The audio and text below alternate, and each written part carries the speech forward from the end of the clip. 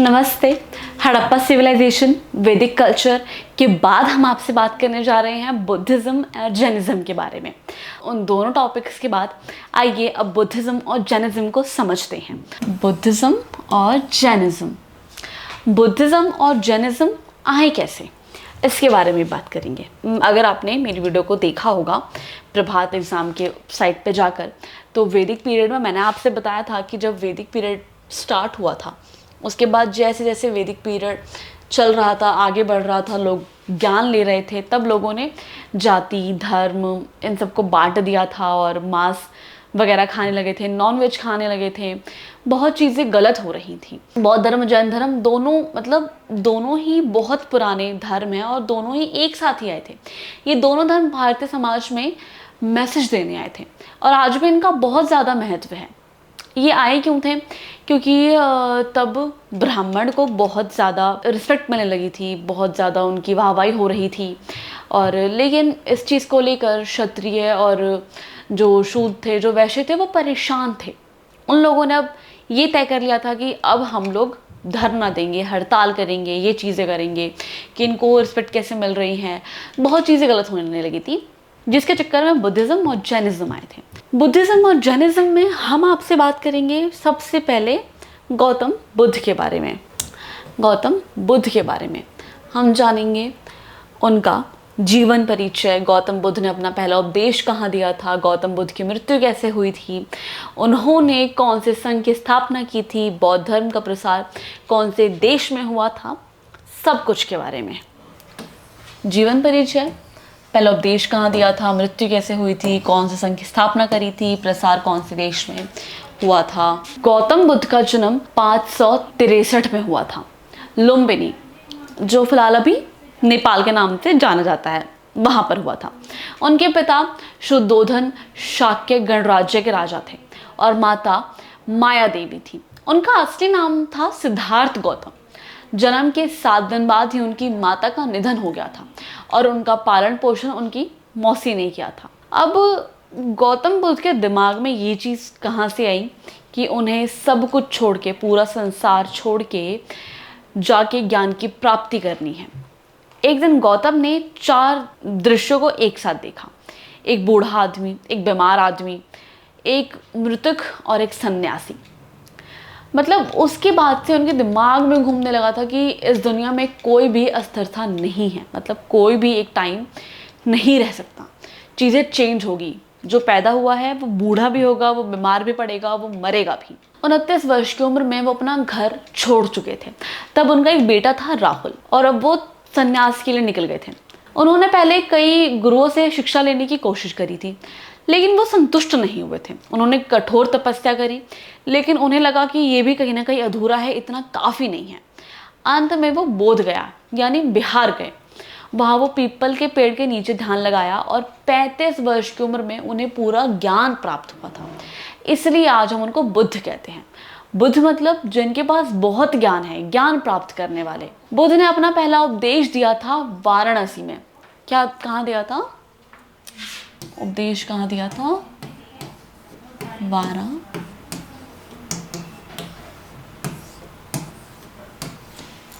वाराणसी में, ठीक है, जिसे धर्म चक्र प्रवर्तन कहते हैं। उनके प्रमुख फॉलोअर्स कौन कौन थे? अनंत, मतलब जिन्हें फॉलो करते थे गौतम बुद्ध ने, जिन्हें शिक्षा दी थी।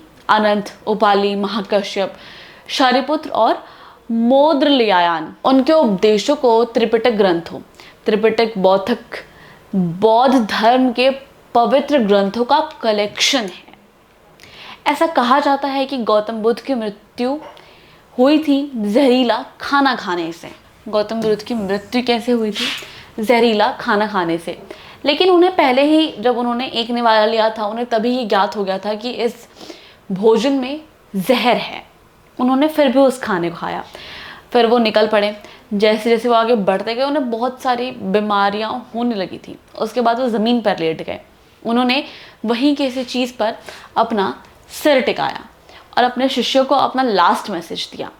और जब वो लेटे थे तो उस पोज को कहते हैं महापरिनिर्वाण के नाम से जाना जाता है। क्या कहते हैं? महापरिनिर्वाण।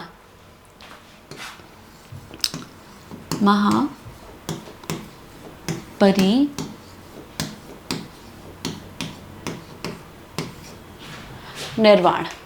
ठीक है, अब उन्होंने कौन से संघ की संरचना करी थी? उन्होंने संरचना करी थी मॉन्क्स यूनियन की, जिसमें पुरुष और महिलाएं संन्यास लेकर शामिल होते हैं। मतलब अपना घर संसार सब त्याग देना और संन्यास ले लेना। बौद्ध धर्म का प्रचार प्रसार कौन कौन से देशों में हुआ था? श्रीलंका, इंडिया, तिब्बत, चीन, जापान, थाईलैंड, इन देशों में हुआ था। बौद्ध धर्म के प्रसार में सम्राट अशोक मतलब मौर्य वंश का बहुत बड़ा योगदान रहा था। उन्होंने बौद्ध धर्म को अपनाया और इसे श्रीलंका, तिब्बत, चीन आदि देशों में फैलाया, लोगों को बताया। ये अभी मैंने आपसे बात करी पूरा बौद्ध धर्म के बारे में। अब हम जानते हैं जैनिज्म के बारे में। बुद्धिज्म हो गया, now let's come on to Jainism. उसकी डेफिनेशन, उसका सोर्स, बहुत सारी चीजें। जैन शब्द निकला है जिन से, जिसका मतलब होता है विजेता यानी विनर।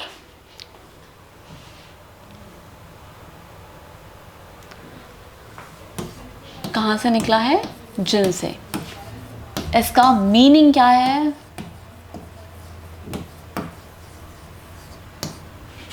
विनर, विजेता। ठीक है, अब आते हैं हम जैनिज्म पे। हम बात करेंगे उनके तीर्थंकर परंपरा, उनकी की प्रिंसिपल्स क्या थे, उनके सेक्ट्स क्या थे, बौद्ध धर्म और जैन धर्म में समानताएं क्या हैं, असमानताएं क्या हैं, सब के बारे में। जैन धर्म में मोक्ष प्राप्ति मतलब अटेनमेंट ऑफ सल्वेशन के लिए सेल्फ कंट्रोल और नॉन वायलेंस पर ध्यान दिया जाता है। ये धर्म एटर्निटी से माना जाता है, लेकिन महावीर स्वामी के टाइम में ज़्यादा फेमस हुआ था ये वाला धर्म। अब तीर्थंकर, उनकी परंपराएं क्या हैं? जैन धर्म में 24 तीर्थंकर हैं जिन्होंने धर्म का प्रसार किया। अब उनके प्रमुख सिद्धांत क्या हैं? नॉन वायलेंस, अहिंसा, सभी जीवों और क्रीचर्स को लेकर हमेशा काइंड रहना, सच बोलना, सच बोलने की हिम्मत रखना, किसी भी सच को बहुत सारे व्यू पॉइंट से देखने की कैपेसिटी होनी चाहिए। और आपको पता है कि नॉन वायलेंस को इतना ज़्यादा फॉलो करते हैं, जो सब्जियां, जो फल जड़ से निकलती हैं, ये उन्हें भी नहीं खाते, ये बोल के कि नीचे भी तो कुछ इंसेक्ट्स होते होंगे जिन्हें दिक्कत होगी अगर हम वो फल खाएंगे। तो जैन धर्म को फॉलो करना बहुत ज़्यादा मुश्किल है। 16वीं सदी भारत के सामाजिक और धार्मिक जीवन में एक अहम मोड़ आया। इस समय ब्राह्मणों को समाज में विशेष दर्जा मिल गया, जिस कारण शूद्र और क्षत्रिय जो क्षेत्र के जो लोग थे उन्हें बहुत ज़्यादा डिसरिस्पेक्टफुल टाइप फील होने लगा। उन्हें ये एहसास हुआ कि उनके अधिकारों को, जो उनके राइट्स हैं, वो उन्हें नहीं दिए जा रहे हैं, भेदभाव करा जा रहा है उनके साथ। ये चीज़ें बहुत बढ़ने लगी थी। तब जो पूजा पाठ होती थी उसके बाद फिर उन लोगों ने जानवरों की बलि देना शुरू कर दिया, भेदभाव शुरू हुआ, ये चीज़ें होने लगी थी। और फिर इन सब के विरोध में जैन धर्म आया। जैन धर्म ने अहिंसा, शांति और सिद्धांतों को अपनाया, जो न केवल समाज को जोड़ने की कोशिश करता था बल्कि असमानताओं को खत्म भी करता था। वैश्य और व्यापारी, इन दोनों ने जैन धर्म को सपोर्ट दिया, क्योंकि उन्हें अपने बिजनेस और जो उनका आर्थिक जीवन था वो आराम से काटना था। अहिंसा और शांति की भावना ने उनके व्यवसाय को नुकसान से बचाया और समाज में समानता की ओर कदम बढ़ाया। जैन धर्म के संप्रदाय कौन है? दिगंबर और श्वेतांबर। दिगंबर वो जो हमेशा बिना कपड़ों के घूमते हैं, श्वेतांबर वो जो सिर्फ सफ़ेद वस्त्र ही धारण करते हैं। जैन धर्म का जो प्रभाव था वो अहिंसा के सिद्धांत ने गांधी जी और विश्व शांति आंदोलन को प्रभावित किया। आज भी जैन समुदाय व्यापार और समाज में अपनी महत्वपूर्ण भूमिका निभा रहे हैं। अब बात करते हैं कि इन दोनों में समानताएं क्या हैं। दोनों धर्म आत्मा की शुद्धि, कर्म और पुनर्जन्म में विश्वास करता है। दोनों धर्मों में अहिंसा का बहुत महत्व है।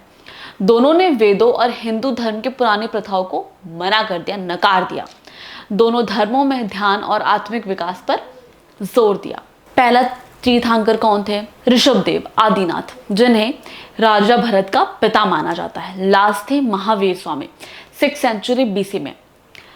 अब हम बात करते हैं दोनों में अंतर क्या है।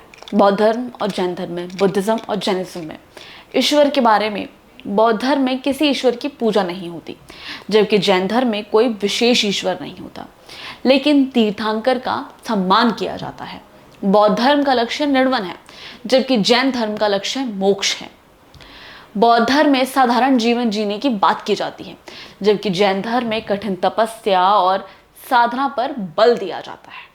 मैं उम्मीद करती हूँ कि हड़प्पा सिविलाइजेशन, वैदिक पीरियड, बुद्धिज़्म और जैनिज्म आप ये सब बहुत आराम से समझ गए होंगे। फिर भी अगर आपको लगता है कि कोई डाउट है, कुछ रह गया, कुछ छूट गया, कुछ पूछना था, तो बिना हिचकिचाहट के बेझिझक हमें प्रभात एग्जाम में कमेंट करके बताइएगा। और ऐसा कोई टॉपिक हो जो आप चाहते हैं कि आपको क्लियर करना है, आपको समझना है, तो उसके लिए भी आप हमें कमेंट करके बता सकते हैं। ऐसे ही और जानकारी के लिए, हिस्ट्री को जानने के लिए, ज्योग्राफी को जानने के लिए बहुत सारी चीज़ें हम आपको प्रभात एग्ज़ाम पर पढ़ा रहे हैं और पढ़ाएंगे भी आगे। तो उसके लिए ज़रूर सब्सक्राइब करिएगा। नमस्ते।